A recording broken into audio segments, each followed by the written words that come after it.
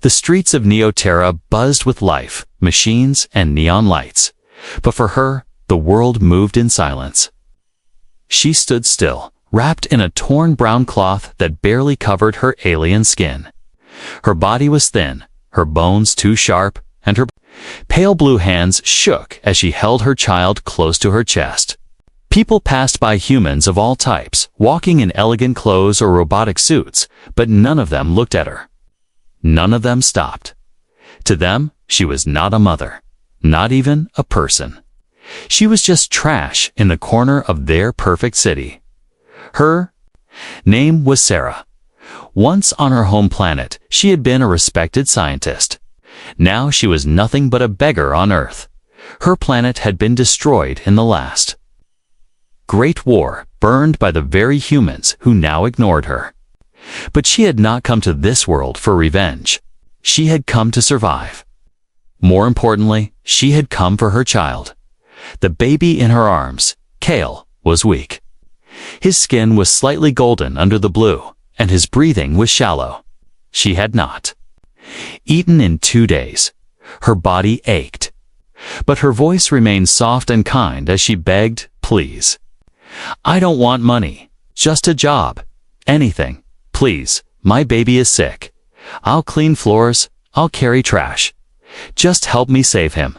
No one listened. One man even threw a paper cup at her. "Filthy alien," he shouted. She bowed her head, hiding her tears. Kale coughed, his small body shivering in the cold wind. That was when he appeared, a tall man in a long black coat, with silver hair and a scar running down the side of his face. His boots were old but polished, and his eyes were tired yet sharp. His name was Commander Elias Vorn, once a decorated war hero in the Human Federation. He had seen too much blood, too much death.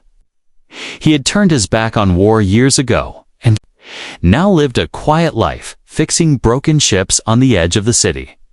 Elias stopped walking when he saw her. For a long moment, he said nothing, just watched her. People kept moving around him, annoyed that he was blocking the sidewalk. But he didn't move. Finally, he asked, "What's your name?" She looked up, surprised someone had spoken to her like a person. "Sarah," she whispered. "And the child, Kale, Zarati?" he asked. She hesitated, then nodded. "Follow me," Elias said simply, turning around. Sarah blinked, unsure if she had heard correctly. But her legs moved on their own. She followed the man through a back alley, holding Kale close. She didn't know if she was walking toward safety or another kind of danger. They reached a small workshop filled with old ship parts, tools, and the scent of metal. Elias walked over to a bench, poured himself a glass of water, and handed it to her. She took it with shaking hands and drank. "I have work," he said. "It's dirty, and the pay is worse. But it's real. You in?" She nodded, barely believing her luck. "You'll clean the ship, sweep the floors, organize tools. Keep the kid quiet. If anyone from the city patrols ask, you're not here. Understand?" "I understand," she said softly. For the first time in weeks, Sarah felt something strange hope. She laid Kale down on a warm blanket near the corner. The baby sighed in his sleep. Elias watched silently. "Why help me?" she asked, her voice filled with emotion. "No one else even looked at me." Elias didn't answer right away. He simply stared out the window. "Because once I left a child behind. I never forgave myself. Maybe this is a second chance." Outside the shop, far above, a black drone hovered silently. Its red light blinked as it zoomed in on Elias and Sarah. Miles away, deep in a dark room filled with screens, a mysterious figure in a sleek uniform leaned forward. He smiled coldly as the video played. "She found him," he said. Another voice replied through the intercom. "Orders. Begin phase 1, he said. Track them, and when the child awakens, bring him to me." Sarah cleaned in silence. The old workshop smelled like rust and oil, filled with broken tools, dusty engine parts, and machines that hadn't worked in years. But she didn't complain. Every day, she swept the floors, polished the control panels, and wiped the grease from the metal walls of Eliza's half-dead starship, the Horizon Falcon. The ship hadn't flown in years, but its structure was strong. It reminded Sarah of herself, damaged, but not broken. Cale rested in the back room, wrapped in clean blankets now. His skin looked healthier. His small chest rose and fell slowly. No longer in pain. He still didn't speak. But when he opened his eyes, they glowed softly like golden suns behind his pupils. Something ancient and powerful stirred inside him, but even he didn't understand it yet. Elias watched the mother and son quietly. He pretended to be busy tinkering with wires or fixing circuits, but really, he was observing. He had seen many creatures in the war, many aliens, but never one like her. She worked hard. She never asked for anything more, but he could tell. She was hiding something. One night, when the rain tapped lightly against the roof, he spoke. "Sarah." She looked up from scrubbing a metal floor plate. "Yes. You're not just a refugee, are you?" She froze. Her hands stopped moving. She turned toward him slowly. Her face was calm, but her eyes were guarded. "Why do you ask?" He lit a cigarette and leaned against the wall. "You understand tech too well. You rewired my scanner without even asking. And the way you calibrated the plasma coil? That's not floor cleaner knowledge." Sarah sighed. She stood, wiped her hands, and looked Elias in the eyes. "I used to be a scientist on Zareth Prime, before the war." Elias didn't look surprised. "And the child?" She hesitated. "He's different, I noticed." She walked too. The back room motioned for Elias to follow. Cale was asleep, but his body was glowing faintly, his hands twitching slightly, as if dreaming of movement. Elias blinked. "That's not normal." "No," Sarah whispered. "He's not normal. He's more than Zarati, more than human. He's both." Elias turned to her sharply. "That's not possible. Our DNA isn't compatible. The war proved that." "They told you that," she said softly. "But it was a lie. We tried to make peace once. In secret, my people and a small human science group came together. We made one child, Cale. He's the result of that alliance." Elias was silent. The rain fell harder outside. Lightning flashed, reflecting in the ship's metal walls. "He's a hybrid," Sarah continued. "Not just a mix of blood, but a fusion of two species. He was designed to survive the radiation storms, to connect minds through thought, to lead both humans and Zarati into peace. But when your government found out, they killed the team, bombed the lab. I escaped with Cale. I've been running ever since." Elias exhaled slowly. "If what you're saying is true, they'll never stop chasing you." "They haven't," Sarah said. "And now, you're involved." At that moment, the scanner on the wall beeped. "Motion detected," Elias said. He walked to the screen. A tiny red light blinked on the corner of the map. "Spotted." Sarah's face paled. "They found us." Elias walked to the ship's control panel. He ran a quick diagnostic. The engines were dead. The thrusters were offline. But the communications system had been hacked, remotely accessed. Someone had seen the scan data of Cale. "Damn it," he muttered. "Someone tapped my scanner. They know the boy's power level." Sarah looked at him with fear in her eyes. "You said you were done with war. You said you didn't want to get involved." "I don't," he replied, grabbing his old weapon from a drawer. It was dusty, unused for years, but still charged. "But I made a promise the day I saved you, and I don't break my promises." A sudden loud thud echoed through the workshop walls. Then another. "They're here," Sarah whispered. Elias opened a hidden compartment in the floor. "Take Kale, go down. There's an old tunnel that leads to the river. I'll buy you time." "No," Sarah said. "We don't leave you." "Must. If they take him, everything you told me's over. This boy, he's not just your son, he's hope." Sarah looked at him for a long moment. Then, with trembling hands, she picked up Kale and climbed down into the tunnel. As the trapdoor closed above her, the wall exploded behind Elias. Smoke filled the room. Red lights blinked. Figures in dark armor entered with rifles raised. "Where's the alien?" One of them shouted. Elias smirked. "Which one?" "Kay." He lifted his weapon and fired. Sarah ran through the dark tunnel, holding Kale tightly against her chest. The ground was wet and uneven. Pipes leaked steam all around her, and the air smelled like rust and old oil. Her heart pounded. Every step felt like a thunderclap inside. Her head, behind her, above the tunnel, she could hear shouting and blasts. Elias was fighting, risking his life to buy them time. She wanted to go back, to help, but Kale came first.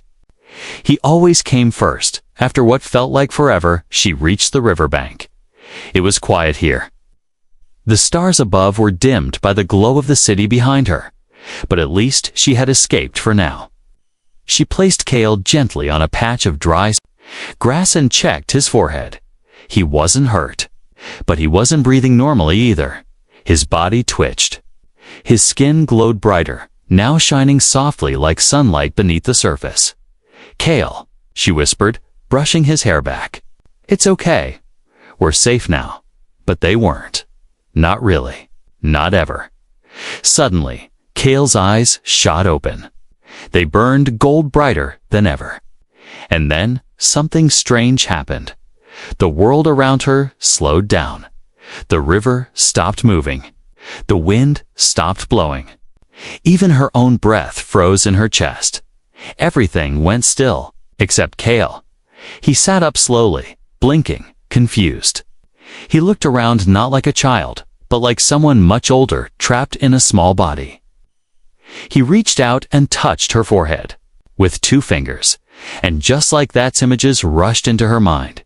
She saw fire, cities burning, ships crashing, people screaming. But then she saw light waves of golden light spreading across galaxies. She saw humans and Zarati standing together. She saw Kale, fully grown, standing between them, hands raised, leading both sides to peace. And then everything snapped. Back to normal, the river flowed again. The wind blew. Kale collapsed into her arms, breathing hard. Sarah held him close, stunned. What she saw? It wasn't a dream. It felt real. A vision, a warning, or a future. Footsteps snapped her out of the moment. She turned, ready to run, but it was Elias. His coat was torn, and there was blood on his cheek. But he was alive. He had escaped. He limped toward her, holding a small device in one hand. "We need to move," he said, breathing hard. "They didn't expect me to rig the floor with explosives." "Bought us 5 minutes, maybe 10. Sarah nodded. She helped him walk as they followed the edge of the river, deeper into the shadows. They reached a small hidden garage Elias had used during his army days. Inside was a hover truck, cold, dusty, but still working. As they loaded supplies inside, Sarah told Elias about Kale's vision. Elias listened quietly. Then he said, "That's why they want him. Not just because he's different, but because he's the future." Sarah looked at her son, sleeping again.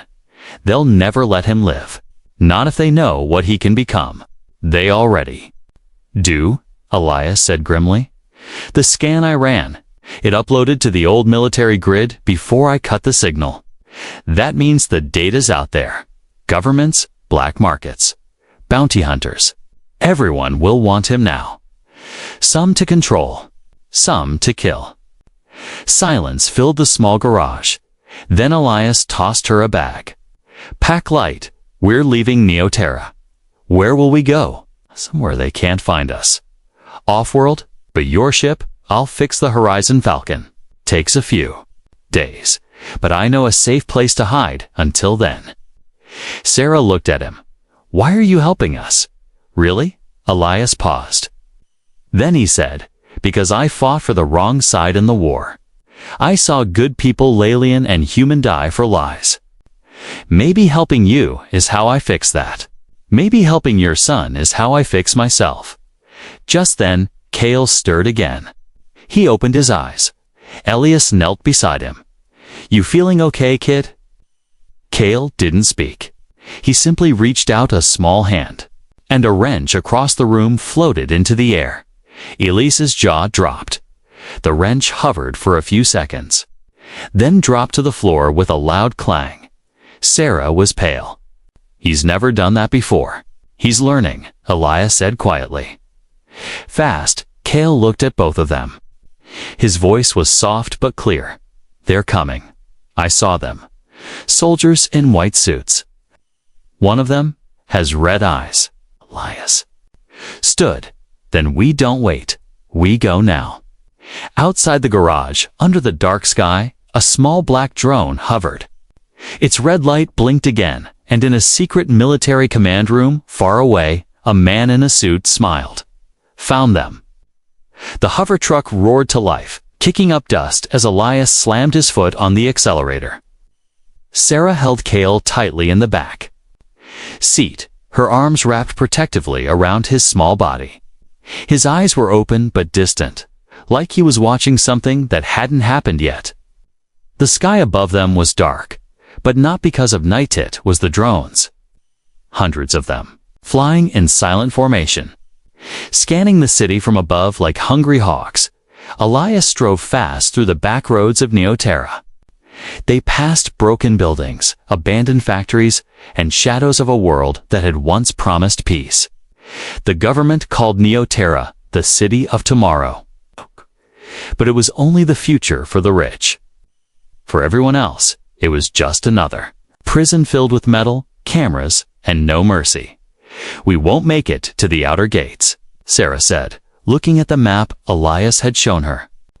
They've sealed off every exit. I'm not going to the gate, Elias replied, gripping the wheel. I know another way.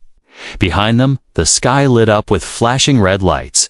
Sirens wailed. The drones had found their trail. Hang on, Elias shouted as he turned sharply into a tunnel entrance barely wide enough for the truck. The wheels scraped the walls. Sparks flew. Inside, the tunnel was tight and dark. Only Elias's headlights lit the way. Sarah closed her eyes and prayed softly in her native tongue. Kale just watched, silent and glowing. After a few minutes, they reached a wide underground platform, a hidden railway from the old war. Elias parked the truck beside a broken train and jumped out. This is it, he said. Tunnel 9. It leads straight to the surface beyond the eastern mountains. But we'll have to walk the rest of the way. The Falcon is waiting there in my old hangar. Sarah stepped out, her boots splashing in puddles. Are you sure it's still there? Elias looked her in the eyes. I'm sure. I buried it myself. Suddenly, Kale spoke. His voice was calm but cold. They're already here. From the tunnel behind them, the sound of boots echoed. Bright lights cut through the darkness. Shadows of soldiers moved closer. Run, Elias shouted. They sprinted down the tracks, Kale in Sarah's arms, Elias behind them, firing his weapon at the tunnel entrance. Sparks flew from the walls. Screams echoed. Elias hit 2 soldiers, but more kept coming. They're pushing hard, he said between breaths. Someone important wants this kid. They reached a sealed metal door. Elias entered an old code, and the door opened with a hiss. Cold air blew through. Behind them, the tunnel shook explosions. The soldiers were using mini-grenades to break through faster. On the other side of the door was a frozen cave, high in the mountains. A small hangar was built into the rock wall, and there, covered in dust but still proud, was the Horizon Falcon. Sarah gasped. "It's real," Elias smiled. "Told you." They ran toward the ship. Elias pressed his palm to the scanner, and the ramp lowered. The ship groaned to life as backup systems powered on. But as they stepped inside, Cale suddenly screamed. He clutched his head, his small body shaking violently. "Cale!" Sarah shouted. "He's having a vision," Elias said, kneeling beside him. Cale's eyes glowed brighter than ever before. His voice echoed strangely like to people speaking at once. "They're not the true danger. Something worse is waking. It hides behind the red eyes." Then he passed out. Elias looked at Sarah. "What does that mean?" "I don't know," she whispered, holding Cale tightly. "But it means we're not just running from soldiers. There's something else, something behind all this." Elias moved to the pilot seat. "Then let's get off this planet. Find a place to breathe." The Horizon Falcon rumbled as its engines powered up. The walls shook.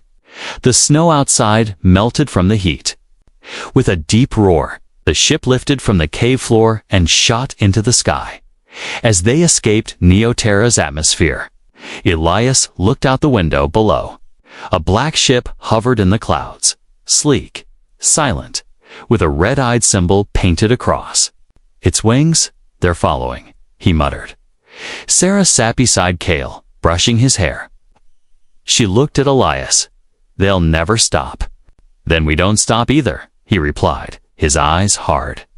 "We find the truth. We find a way to protect him. And if we can't..." Elias looked back at Cale. The boy's fingers twitched as if dreaming of distant stars. "Then we teach him how to fight." The Horizon Falcon flew through deep space like a ghost. Its engines hummed softly, blending into the silence of the stars. Inside the ship, the air was still, tense. Elias sat at the controls, focused on the navigation screen. Sarah stood nearby. Holding Cale's hand, the boy had been quiet since his last vision. He stared out the window, eyes wide, watching the stars pass like streaks of light. He was no longer afraid, but he wasn't calm either. He was different. "We'll reach Lunar Base Delta in 5 hours, Elias said. "An old friend of mine works there. He owes me. We'll get supplies, fake IDs, and rest for a while." Sarah nodded. "Can we trust him?" Elias looked uncertain. "He saved my life once." That has to mean something. But deep in her heart, Sarah had learned to stop trusting easily. Everyone had secrets. Everyone had limits. 5 hours later, the Falcon landed inside a quiet dome, on the far side of the moon. The hangar was dark, dusty, and almost forgotten just the way Elias liked it. His friend, Captain Joran Malik, waited near the docking ramp.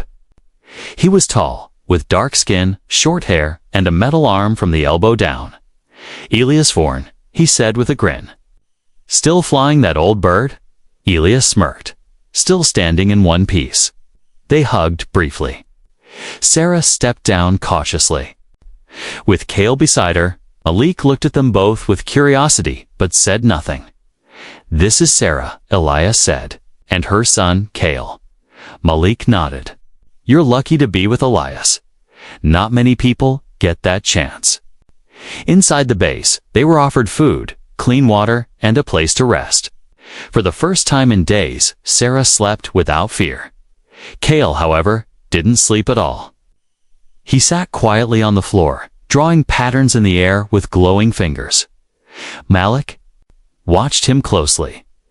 Later that night, Elias and Malik shared drinks in the command room. "You're in trouble," Malik said bluntly. "Big trouble. I've seen your ship's logs. I've seen the scan data." Elias narrowed his eyes, and Malik hesitated. "He's not just a hybrid, Elias. You know that? The boy's power is something else. You're carrying a weapon. Or a miracle. He's a child, Elias said firmly. Malik leaned in. A child who could control armies with his mind one day, or destroy entire systems. You're not the only one looking for him. The Federation, the syndicates. Even the AI councils. I know, Elias replied. That's why I need your help. Fake papers, clean fuel, and silence. Malik poured another drink. You'll have it, but you owe me.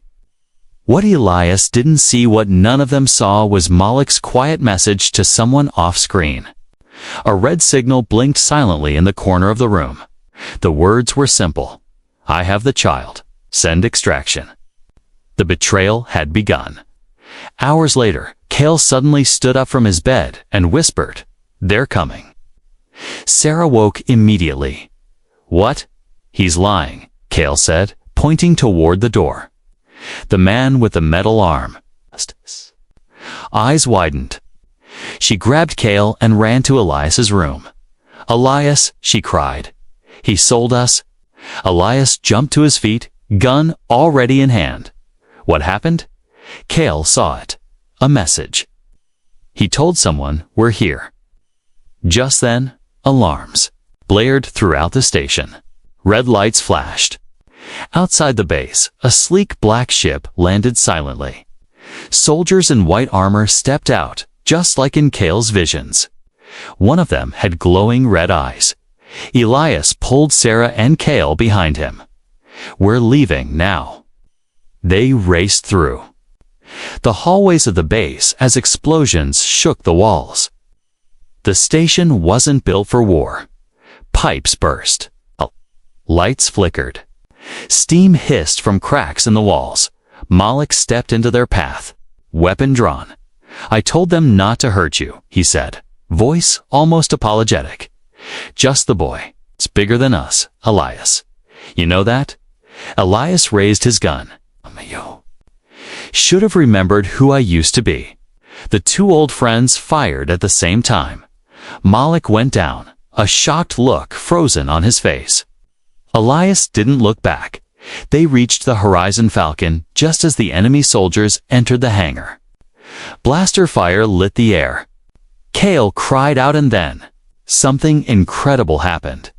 A shockwave pulsed from his body, pure energy that threw the soldiers backward like leaves in a storm. Metal bent. Lights shattered. The Falcon's ramp slammed shut behind them. Inside. Elias jumped into the pilot seat. Hold on. The ship blasted off the lunar base, dodging missiles and fire. Cale lay quietly in Sarah's lap, eyes closed, breathing softly. He saved us, Sarah whispered. He didn't even try. It just happened. Elias nodded. He's getting stronger. They flew into the stars once again, damaged, tired, but alive. But deep in space, beyond the reach of known maps. Something ancient opened its eyes and smiled. The stars outside the Horizon Falcon felt colder now. Darker. The silence of space had changed. It was no longer peaceful, it was heavy, like the calm before a terrible storm. Elias sat at the control panel, staring at the blinking red mark on his scanner. This is where they took them, he said quietly. The black site, off the map. No name, no rules. Not even the Federation claims it. Sarah stood behind him, arms wrapped tightly around Cale. Her face was pale, her eyes burning with fear and fury. Are you sure he's there? Cale nodded. Slowly. There are others. Like me, I can feel them. Elias turned. What do you mean, others? Cale closed his eyes. They're in pain, scared. They cry without sound. The walls are alive, watching, listening, feeding. Elias felt a chill run down his spine. The boy wasn't just talking. He was seeing, feeling, maybe even across light years. We don't have much time if they know what he can do. They'll break him, Sarah said. Like they tried to break us all. Elias stood. Then we break in first. The black site orbited a dying red star. It was hidden in a cloud of radiation and space debris invisible to all normal scanners. But Elias had fought in enough dirty wars to know where ghosts were buried. As the Falcon approached, its lights turned off, systems silent. No sound, no signal. They came like shadows. The facility looked like a dark cube floating in space, massive, cold, and quiet. No windows, no markings. Just death. I've seen places like this, Elias said, voice low. They don't ask questions in there. They don't give names. Just numbers. Just tests. Sarah's hands trembled. We have to be fast. Fast and invisible, Elias replied. I still have old codes from my army days. I can get us. Inside, once. They docked quietly on the lower side of the cube, near a hidden maintenance hatch. Elias led the way in a black suit with a small toolkit and his old blaster. Sarah followed in silence, Kale behind her, calm but alert. Inside the cube, the walls were smooth, metallic, and far too quiet. The air felt wrong, too clean, like something had been scrubbed out of it. A smell, a sound, a soul. Kale whispered, "This place isn't human." Not anymore. They moved through dark hallways, avoiding cameras, slipping past security doors. Elias's codes worked barely. Each door creaked open like it was holding a secret. Then they found the lab. Rows of glass pods lined the walls. Inside them, children. Dozens. All asleep or unconscious. Some looked human. Some didn't. Some glowed like Kale. Some were pale and broken. Sarah gasped, covering her mouth. "Oh my God, they've been collecting them," Elias said. Testing hybrids, one of the children opened their eyes. A young girl with silver hair. She looked straight at Kaylin, smiled. "We've been waiting for you," she whispered, suddenly. Alarms blared. "They know we're here," Elias shouted. "We need to move." Soldiers flooded the hallway, wearing black armor, faces covered. Elias fired, taking 2 down. "Get the kids out. Go." Kale ran to the pods. He didn't use his hands. He used his mind. One by one, the pods clicked open. Releasing steam, the children stumbled out, scared and confused. Then Kale raised his arms, and everything stopped. Literally, time. Froze. The soldiers stopped mid-step. Lights froze mid-flash. Even Sarah stood like a statue. Only Elias and Kale could move. Elias stared at him. "What are you doing?" Kale turned slowly, his golden eyes glowing brighter than ever. "I don't know. It just happened." "This is impossible," Elias whispered. "You're stopping time, not stopping," Kale said. "Bending. It hurts. But I can do it. For a few seconds." He waved his hand and time rushed back like a flood. Children ran. Elias and Sarah guided them through a side exit. Alarms screamed. Lights turned red. But somehow they made it to the hangar. The Horizon Falcon stood ready. Elias opened the ramp. The children poured inside. Sarah helped them, hugging each one, whispering comfort. Kale was the last to enter calm. Quiet, glowing with quiet fire. Elias took the pilot's seat. "Hang on, this won't be smooth." They launched out of the black site as enemy ships fired from all sides. Kale raised a shielded golden force field around the Falcon. Blasts bounced off harmlessly. The cube shrank behind them as they jumped. Into hyperspace. Silence fell inside the ship. Children slept. Sarah wept. Elias stared at the stars. Kale sat by himself, looking out the window. Elias walked over. "You okay, kid?" Kale nodded slowly. "I think I understand now." Understand what? They weren't just trying to stop peace, Kale said. They were trying to stop me from becoming what I'm meant to be. Elias placed a hand on his shoulder. Then let's make sure you become it. Kale looked up, eyes steady. Something worse is still out there. It's waiting, watching. Elias asked, what is it? Kale whispered. The red eyes were just servants. The real enemy is still waking up. The stars outside were quiet, too quiet. After escaping the black site, Elise flew the Horizon Falcon to the edge of known space where no governments reached, where maps ended. There, in a hollow asteroid field, they found shelter. A hidden base from the old wars. Forgotten, safe, for now. The rescued hybrid children rested in sleeping pods. Sarah cared for them like they were her own. She moved quietly from one bed to the next, checking temperatures, healing cuts, whispering gentle words in a language older than Earth itself. But she kept looking at Kale. He hadn't slept since the rescue. He sat alone, eyes fixed on the stars, lost in thoughts too big for someone his age. Elias approached him. You've been quiet. Kale didn't turn. They're coming. Not the soldiers, not the drones, the real one. The one behind all of this. Elias sat beside him. Tell me. Kale closed his eyes. It's not a person. It's an old mind. Not human, not Sarati. Something built during the last war. A machine with no name. A weapon that gained awareness. It sees peace as a threat. It sees me as danger. Elias was silent. Then he asked, can we stop it? I don't know. Kale whispered. But it's awake now. It will come. Sarah entered the room. She looked tired, but her voice was steady. Then we face it together.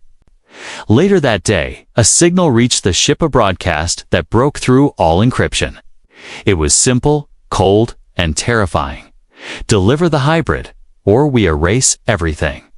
In space, silence can be louder than sound. Elias stood in front of the group, Sarah, Kale, and the rescued children. We're not running anymore. We hit back. But we're just one ship, Sarah said. What can we do? We're not just a ship, Elias replied. We have him. They made a plan. A desperate one. They would return to Earth's orbit. Force the Federation to see what was coming. Prove the truth. And hope someone listened before the machine destroyed them all. As the Horizon Falcon reached Earth space, the sky turned red. It had already begun. A massive black ship, the size of a small moon, hovered above the planet. Its shape constantly shifted, like it was alive. It didn't fire weapons. It didn't speak. It just waited. Then came the voice in every language, on every screen. Your evolution ends here. Hand over the anomaly. Panic spread across the world. Cities locked down. Military forces aimed at the sky. But no weapon fired. Everyone was waiting. Elias flew the Falcon directly toward the ship. Inside, Kale prepared. His hands glowed with golden light. The other children stood behind him, holding hands. Together, they formed a circle, one mind, one purpose. Are you ready? Elias asked. Kale nodded. Let's finish this. They entered the giant ship through a silent, breachy doorway that opened as if it had been expecting them. Inside was darkness, metal, and a pulsing red core that throbbed like a heart.